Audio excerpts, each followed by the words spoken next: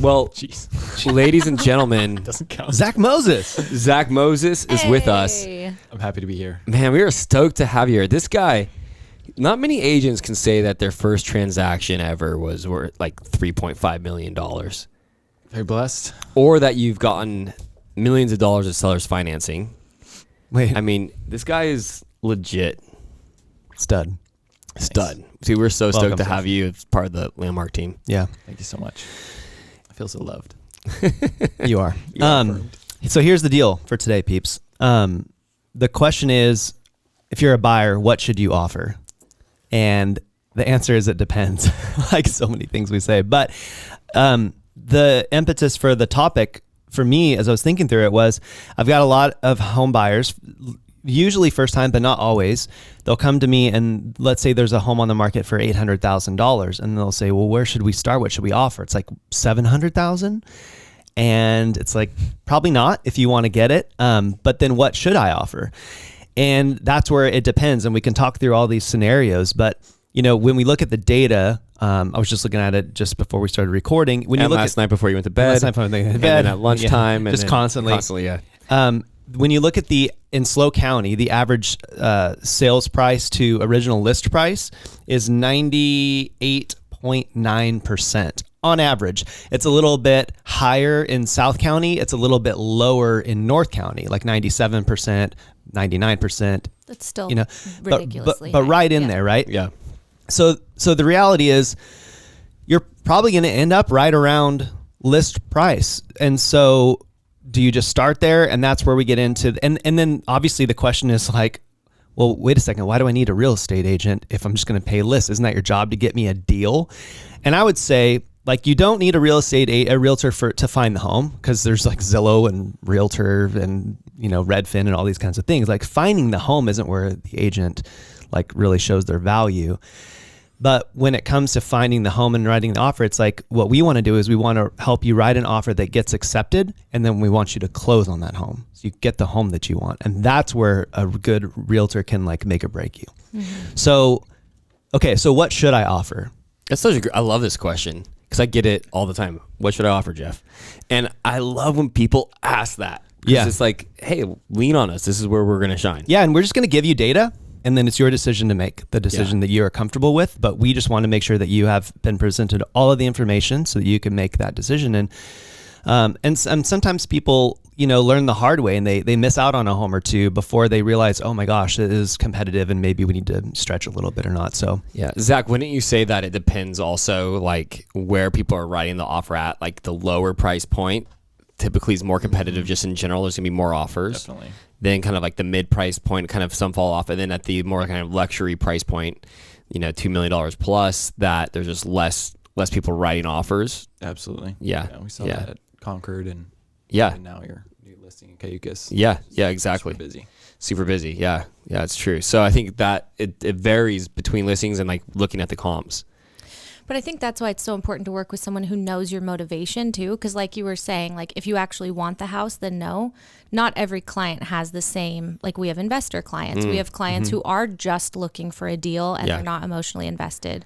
And we also have the clients who, you know, they need a place to live and they need a home. So I think that's why you guys really dialing in on that is important. That's such a good point, Bobby. So like an investor client, they are okay writing 100 offers without getting the one. Where if you take a buyer that's buying for their family or whatever, and they go through 100 houses or 100 offers, they are going to be so emotionally exhausted. It's over. it's tough. It's tough. Yeah, I mean, investors, they have like, we call it a buy box. You know, there's 1 to 3 maybe metrics that they really care about. And if the math doesn't work, the math doesn't work. And they just need the math to work. Right.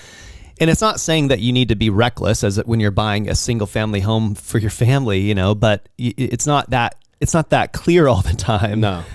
So there's a lot of factors, but that's a good point about like what kind of sort of asset class you're buying into, because obviously like these homes that are in the 600,000 to 800,000, like there's a huge buyer pool there. Yeah. And the buyer pool shrinks as you get into some more luxury homes and things like that. So I think for the purposes of this discussion, we'll mostly focus on, you know, that median Your kind of home median price of $1 million. Yeah, it's kind of interesting that Yeah. we just crossed that line in the county. So Crazy. So, okay. So Jeff, what are some of the factors that we help educate our clients on when it comes to that question? What should I offer? Yeah. So I think, we will get the client who's like, I want to offer way less and see if they take it. And I go, okay, let's look at the comps first. And that's a good place to kind of like set the expectation. Looking at the comps, where's this one listed at compared to others? How many days on the market? Those are the two main things in determining like whether or not I can lowball or not.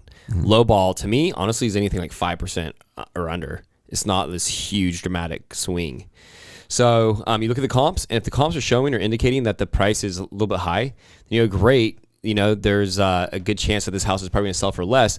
The challenge is that the seller has an expectation that it's going to sell for this point at this level, right? So how important is it to you to get this house? Is this house really the right one for you? And so with that question, they can say yes or no. Like, yeah, you're right, but at our price. You go, okay, cool. Like, well, then all we can do is present a fair offer and back it up with the comps. So I'm talking about a house that's overpriced. Well, let's talk through that specifically. When you'd assume that the listing agent has done this exactly the same thing and landed on a marketing price that is reflective in the comps. But we know from listing homes that that's not always what happens. Sometimes the seller just has a number in mind, and then we have decisions to make about, do we want to, take the risk and do it or not, And so it's a good point because you could make the assumption that that's work has all been done, but not necessarily. But the reality is, even if you say, hey, this home is $25,000 overpriced, when I look at the comps, it's like the sellers, and at least initially, is going to say, well, but that's the number I've got in mind. Yeah. So you could write based on the comps, but it doesn't mean necessarily that the seller's going to say, oh, you know what, you're right, actually, I'll take it. So what we would do is we say, okay, let's just say that number is $800,000 that the market value is, and they have it at $875,000. So I would say something like, okay, there obviously needs to be an adjustment made with these guys. Let me talk to the other agent and see like where they're getting their number from, and talk to them and have that conversation. And usually the other agent's like, yeah, I know my client's out of kind of reality here, but they really need the money for this or whatever. And then you can have different kind of terms come up, like, okay, well, if that's their number, would they be willing to do seller financing at a lesser interest rate? And you start having these expanded conversations. And it's like, okay, well, maybe their number really isn't $875,000. Maybe they're willing to go to $840,000. It's still $40,000 over, but they'll finance $200,000 at 3.5%, maybe. I mean, this is a long shot, but maybe they will. And all of a sudden the reality is like, hey, the actual offer amount doesn't matter as much because your monthly payment's going to be back down as if it was a $800,000 home. We need to do a whole episode on seller financing because that's really a good option, especially. But you were touching on something I think super important, and maybe Bobby, you could speak into this. Like the agents who make that call, before writing the offer, calling the listing agent and having that dialogue, like that's got to set agents apart. Huge. Yeah. Well, and it gets you on the same team. Yeah. So you both want the house to sell. You want it for your client. Totally. They need to sell it also, and it puts you guys on the same team as far as the goals. And yeah, a lot of times it's surprising how much information you'll get on those calls to really know how you can make this the most appealing offer for your client. Yeah, it's because we want to write the offer that gets the home. Right. Like that's what. And so, I love that question. I'll ask this a lot. Besides price, what other terms would be beneficial for your sellers? And that's where you could get into like, oh, they really, rent back or, whatever it is. If it's in a trust and they don't care, they just want the highest and best, Right. you get that information. And Zach just pulled one off where he did do the seller financing, and whether the price, actually, I think they still got a fair price, but the seller financing made it possible to really buy the house and make it happen. So that was super cool. Totally. So yeah, going back to that example, so the $800,000 house, it sets $875,000. What should you offer is like, okay, well, let's look at your price. If you're willing to go a little bit higher on your payments, maybe you offer a little bit like over 800 and just say, hey guys, this is like what we can offer based off of these comps. And you present that. That's scenario number one. They'll probably counter you even higher, and it probably is going to have to sit on the market, that house, to teach the seller the reality of what the value of their house is. So days on market was the other thing you mentioned. So Jeff, at what point do you know as the seller the market's not supporting our marketing price? 2 weeks. Yeah. It takes about 2 weeks for everybody to go through that, be interested in it. Right now. A few years ago, it was 1 week. Yeah. Yeah, right. Like Exactly. one So it's day. important to know this is dated. Yeah, exactly. Yeah. Yeah. So this is dated. Yeah. I mean, so I think 2 weeks is a really good time frame. I just had that conversation with a seller today. It's like, hey, we do have this one offer. We need to play ball with them because it's been on the market 2 weekends, and this is all the offers we have, right? So we need to take a swing at the ball and see what we can do with it. If you don't, sometimes sellers will be like, oh, I just don't even want to respond. Well, it's like, hey, like maybe that person would go all the way up to really close to your list price. We don't know until we counter. Okay, but going back to what should we offer? Now, let's say they listed it at $800,000 or $799,000. Now all of a sudden it's at market value. The house is. Zach, what would you offer? At $899 or No, $799. Yeah. Depends on $899. Yeah, it depends on what the seller wants. Well, Yeah, good question. that's the thing about the average is if the average is 99%, 98%, that means some are over 100% and they're writing offers and being sold for over asking price. And that goes to like, you know, your strategy as the seller on like being at or below market value to try to get a bunch of eyes and a bunch of offers on the property, right? So let's just go through this, Zach. So when you have a client, what do you try to get from the listing agent to help be able to write a competitive offer? Yeah, I mean, kind of like what you guys are saying. You're just chatting with the agent, just giving them a call, seeing, hey, you know, what's important to your sellers, Right. like you said, besides price, you know, what, you know, and then depending on what your buyers can do, like we have some buyers that, you know, are able to, you know, all cash, you know, they can do a quick close and, you know, whatever, you can kind of like give them your situation, but, you know, you're feeling out, you know, how can I make this offer as competitive as possible? And some information that they might provide for that is like, hey, they maybe already have reports, right? Yeah. So they have the home inspection or termite report. Those two things are super helpful. If there's a septic, maybe they've done some pre-septic report. So then you're like, okay, guys, like we're going into this. Let's write a competitive offer. We don't really want to go above market, but let's write at list.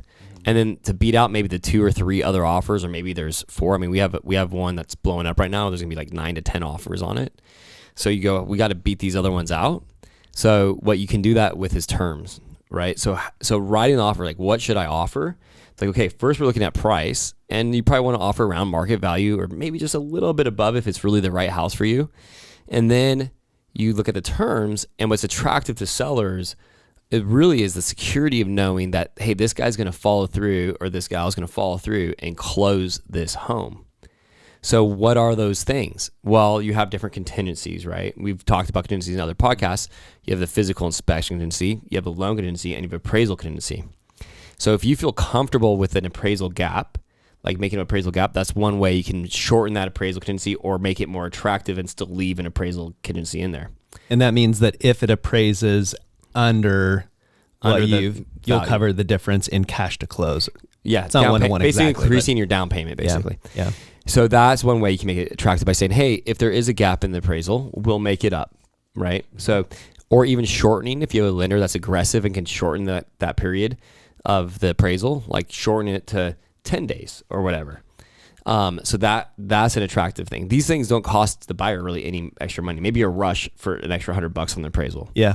Bobby, how important and how do you deer in the headlights, you don't probably want to do this stuff when they found the house that they want and all of a sudden you're like, so how do you coach your buyers ahead of time when you're first having the buyer's consult about what could happen so that this isn't all, because there are so many ways to tackle this, right? There's so many different options that we know because we do this every day, but it can be very overwhelming for a buyer. So setting the expectations is huge.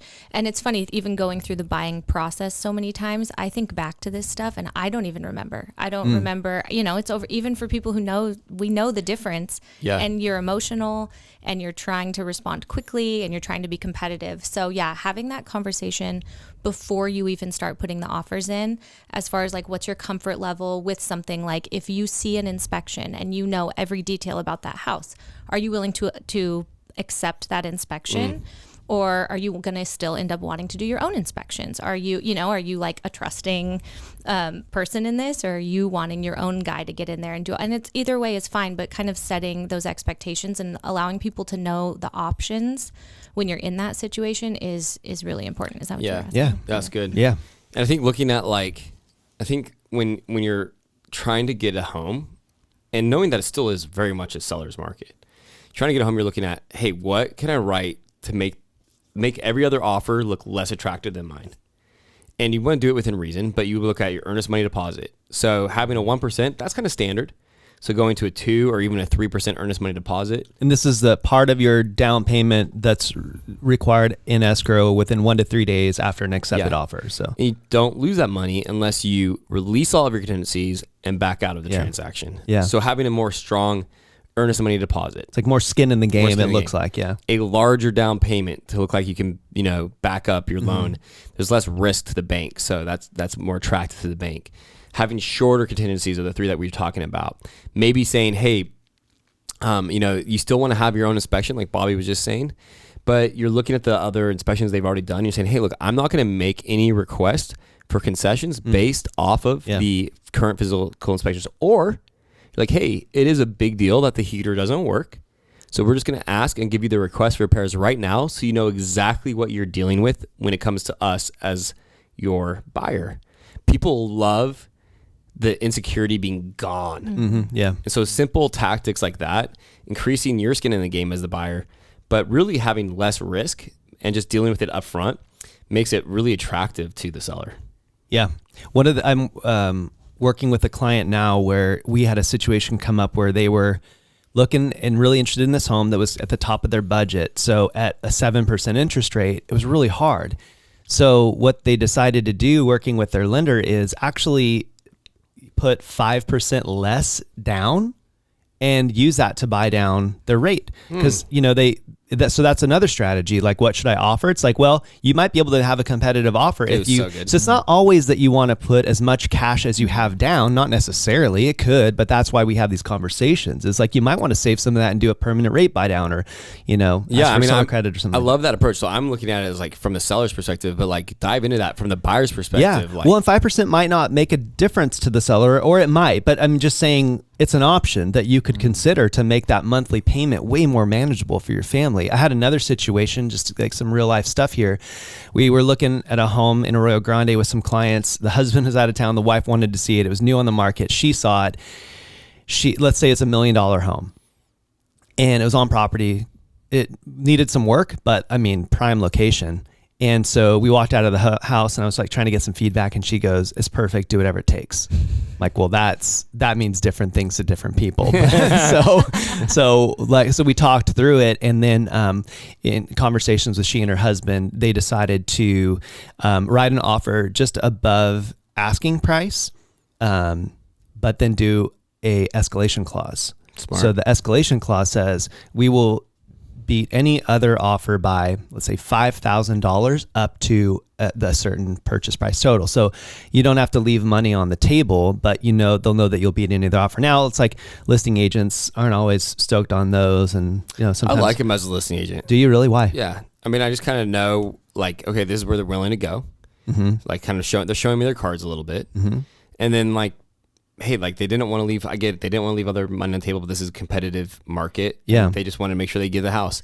And so, yeah, it's going to give my client $5,000 more in their pocket. I don't really care. We ended up not having to use the escalation clause in the end, but it was nice. It just showed like we are serious and we want to make this happen. And so it was a really good strategy, and they got the home. That's wise. So it's cool. I love that. What are some other like strategies that aren't, purchase price that you can do to make your offer like more attractive to a seller? Yeah. So I love when, like, we have lenders that we work with, they'll fully underwrite their client. So it's like, yeah, they're pre-qualified or pre-approved. Hey, actually, this client's fully underwritten. They've gone through the full process. So everything when it comes to them as a borrower has been checked. They meet every guideline.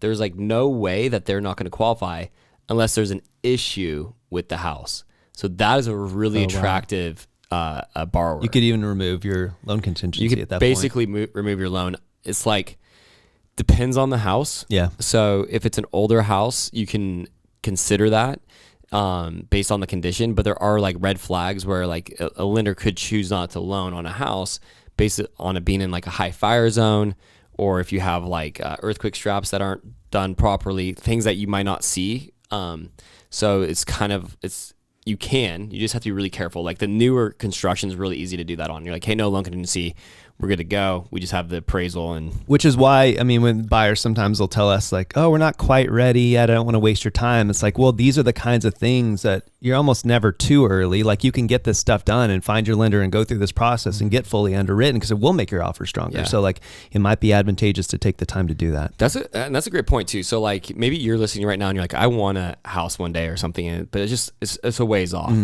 Like now is actually a great time for the consultation with us as a team or any agent if you're outside the area, because like, hey, I'm gonna set up a game plan or I'm gonna work on a game plan to get you to that position where you can write an offer that's super attractive and get you the house that you want. Yeah. Otherwise, you're just kind of flailing. You know, I remember my first time working with a really professional agent, and the direction that I got, actually my first time was horrible. My second time, the direction I got was so good and so professional. I was like, wow. And that person, that agent made me a lot of money within a few years because they knew that house was going to appreciate. They knew it was a great area. It was a great part of town.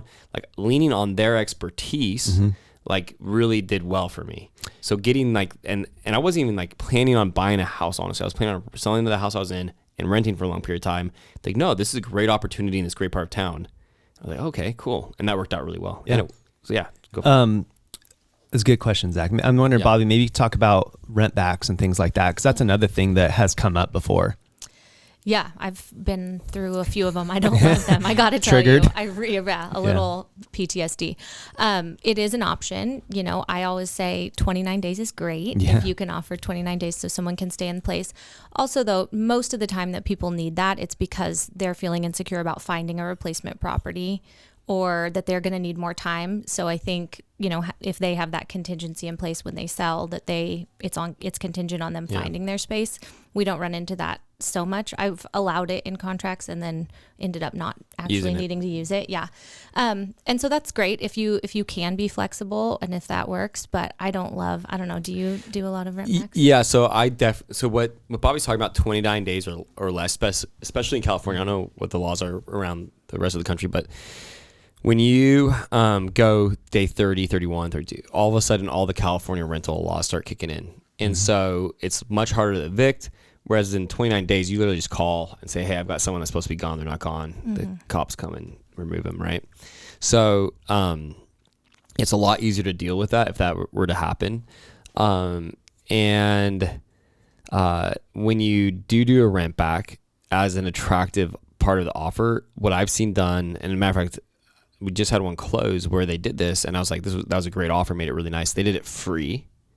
So it was like $1 of consideration for the time being, allowing this particular family to finish off school on the Central Coast and then make the move. That's sweet. So that was really nice for them. And they were like, wow, this makes our lives way easier than having to find like a temporary place to live. Well, yeah, and it's nice for the sellers because sure, you could maybe have a longer escrow, but if you did like a shorter escrow with a rent back, all of a sudden they have the cash in hand to do what they want to do next without having to leave the home. Yeah, so, and you're able to pay for moving costs and all these things the way easier. Yeah. No, and so, I think as the seller, representing the seller, I like him. When I'm the buyer agent, I'm always nervous, and quite frankly, it's out of our hands. You know, once you are the buyer and you're letting them stay there, like you're the landlord now. Right. And anything that happens to the property, if there's a fire, anything like that, I think as long as you're telling, same thing, setting the expectations of what they're getting into, all good. You've had some intense ones where, yeah, man, one in particular that was a challenge. It's a challenge, and it's like it can get pretty intense, and like, agents act as a buffer. For a lot of the transaction. There's no like direct connection, and I tried to keep it that way. Yeah. And then after that, like after the deals, transactions close, it's like, dude, we're not a buffer anymore, and all of a sudden it's getting hot quick. Right. Yeah. And they still call you. They still want your help. They still want your advice, and so it's so hard. I hate having to tell people, no, I'm sorry, I can't get involved in that. I don't like that position. Here's a good attorney's number. Yeah. So there's risk there for sure. There's risk. Zach, other ways there's little things you can do. Well, maybe not so little, but just wrote an offer for some clients where, it's like, how else can we stand out? Like they don't have a ton of money to put down on it, but it's like, hey, what if what if we paid for our own home warranty? Something like that. Yeah. So it's like that's $600 or so. So that's an option. It could be usually buyers and sellers will split escrow fees. So You could pay for 'em? You could pay for them. Or if it's not a competitive house, you could ask the seller to pay for it. So it just depends on. It depends on, like you said, how long's the house been on the market? What's the condition of the house? Yeah. What kind of activity is it getting? Like, and that will help steer. It's like if I know that it's a new home on the market, so it's like 2-3 days old, and we're going to be the first offer in, With a totally different approach. a totally different approach. So what are you doing? Well, I'm going to call the listing agent and explain how I hate being the first offer in, but maybe it's having them sign a non-disclosure so that they can't share, the contents of the offer, like terms and price and stuff like that. So we've done that before. So what's a good question? So like first offer in, what's a good question to ask? Like before you submit it? Before you submit it. When are you planning on reviewing offers? Yeah. Are they willing to get Are back they willing- to us before? Yeah. If they get a great one, will they accept in 24 hours? Yeah. Just so, did that. so I always like classic story, right? Hey, I've been working with these clients for a long time. We've been burnt before. For us, really getting this house is important. So we want to make sure we write an offer that's going to be attractive, that your sellers be willing to respond. Could you do me a favor? If we write the most attractive offer we could possibly write, would you call your seller and ask them if they would accept it today? Mm-hmm. And they go, oh yeah, no, I don't think they'll do that. Could you please ask them? We're going to write the most attractive possible offer we could write.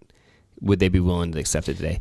We've gotten, like, I would say 2 or 3 offers accepted a year by doing that. Yeah, and this is like the game of chicken you play a little bit. Like you could get aggressive, and I mean, offers have a expiration date of 3 days from the time it's written. So you could say, hey, the offer expires in 24 hours. Or if sometimes I've seen investors do this more so than like normal home buyers, but it's like, this offer is good for 24 hours, after which time the purchase price will go down by $10,000 a day or something like that. It's something crazy where it's like, it's going to get worse for you the longer you try. Now that's pretty aggressive. It's pretty aggressive. But it can be, that feels, if it's tough, but that's more of an investor So strategy. when we got our house in Pismo, it came on the market, and I was like, this has got to be a mistake, price-wise. It was really low. And then I went there in the morning, wrote an offer, and I said expired at 1 p.m. I was the first one in, and I called her. I was like, look, get this accepted. This is a great offer. It's like, I think we were at 20,000 above. And she's like, really? Okay, cool. And then she accepted, and then she called me. She's like, I have a line of people that are so frustrated. I accept them. I'm like, totally. Yeah. Like, totally get it. But we're in contract. So, But it's done. You got the price you got over the price you wanted. Why wait? But, and that's just like, that's sometimes you get lucky with a little bit of like, someone thinks the price is this and they listed it low. Yeah. Usually it's the opposite. So, Yeah, right. But yeah, that's pretty cool. Like you just got to like hustle in there and try to lock it up. As a listing agent, what is your perspective when you get an offer like that? I just wait. Yeah. Like if like The opposite of what that. well, and that's the thing I was thinking. It's like if somebody wants a home, if you find a home that you really Yeah. want to buy and you say the offer expires in 3 days and they're going to wait it out, the reality is you're probably still going to want to buy that house on day 4. yeah. So, yeah. Yeah. I was like, If they Good question. Yeah. But again, it depends on the person on the other side of that. There could be Totally. a seller that's, worried about the price. And was that the house that had already been on the market? No, so Or that was the other no, the one that we got, it just went on the market that morning. This is like Okay. 3 or 4 years. This was just like a year and a half before COVID, and so it just went on the market that morning, and we like ran and got But in it. was it listed I thought it was listed previously and it didn't sell. Oh, okay. So it's a different No. because then that's a whole different situation Yeah, that's the too. other Because one, then yeah. if they're getting an offer, they're going to be like, oh, it didn't sell the first round. Let's take the offer. The other thing was like that one. Before we went and toured the house, I wrote the offer. And so like sometimes clients like, you're so pushy. It's like, well, I just know that the speed of which we have like to get this in like makes a difference. So if you're the first one in and you can write a really attractive offer and this client's or this agent and their client is willing to accept it, like if it's good enough, then like being quick matters because they're gonna every conversation they have with another person who's excited about the house, they're gonna be less excited about you. So being like really quick, it does matter if you're in that type of situation. So, yeah. And statistically, the first person to offer on the house is the one True. who ends up. I mean, it's usually the person who comes through. I just had that conversation with my sellers. Yeah. It's like, hey, this one came through a little bit low, but it's like, I think we need to play ball. Yeah. Well, and I mean, when you get an offer like that, it's like it's really hard not to be emotional about it as a seller, but it's as best you can, you got to say like, this is what the market, and that's what we tell people. This is what the market is telling. We're not saying this. Like, this is what the market's saying. Yeah. And so we just have to be realistic about it. So I'm gonna flip to some different type of transaction. So like land. oh yeah. So land is interesting because the land will sit for a really long time, Mm-hmm. and most land sellers are like real. They look at the comps and like, no, I want to get this comp, this price, and so when you're looking at that, like I think there is some room in land, but if the comps are supporting a higher price, a lot of them are pretty firm. So you have to feel out each seller. Yeah. I mean, and they could be on the market for a year or two. Zach, how about the one? So I got these clients who Zach did me a solid and showed them the property while I was gone this weekend. And it's on like almost 10 acres in AG. Awesome. And the listing agent had said that you probably want to lower the pad that's just on top of the hill because there's power lines that could obstruct your view if you don't lower the pad. Well, you get up there on a hike. My point is like walk the property, people, like really investigate, because there were like not only power lines, there were like towers buzzing, is this on top of noise? there was like deer with 5 legs. It was just like so then you look at, okay, now we know why this hasn't sold, and then you write your offer accordingly. But had you not hiked it, you wouldn't have known. Like, clue. so no idea. Dude, the property below that's for sale with that barn and stuff. I'm like, that is my dream property right there. How are you feeling, Zach? You okay? Oh yeah. Good. Okay. Dude, is that like a weird third eye starting to form on Are you a superhero now? Do you have superpowers? This really weird rash. We're calling him Alex Mack. Oh my right. God, that's so funny. But Okay. yeah, so anyway, when it comes to land, Yeah. what I would say is just write to get it in contract, like, and then as you're doing your due diligence, you get to adjust to where, and you explain like, look, the feasibility of this site is hard, there's a whole bunch of reasons you can negotiate the price down, but just get it in contract and then you do your diligence. Okay. And ask for a longer period. That's actually just, I think, a good point generally. Is one strategy is to say, write the offer that gets you into contract. Like, obviously don't be reckless or foolish, but write the offer that gets you into contract, and then potentially you could negotiate on the back end through request for repairs. Yeah, now you totally. don't always get that, but like I said in the beginning, you get the offer accepted and you close on the home. That's the win. And so, I've had it happen before where you're not in contract, you write an offer, you're countering back and forth, you're trying to save, like we've had this discussion, you're trying to save $10,000. All of a sudden another buyer swoops in, writes a better offer, Totally. they go into contract, It's and you painful. so you be trying to negotiate on the front end and you lose the home over $10,000-$20,000, whatever it is. So it's like that happens. It happens. And so one strategy is just get in a contract, and then Because do you your due have- diligence. All sellers have the fear of what? Fear of starting over. Yeah. FOZO. Is that a thing? It is now. So, Wow. wow. Yikes. Jeff. Well, did we? I think that's where we I think that's a great landing spot. Fear of starting over. Okay. All good? Yeah, good. Cool. See y'all later. Thank you guys. Thanks, You're the guys. best.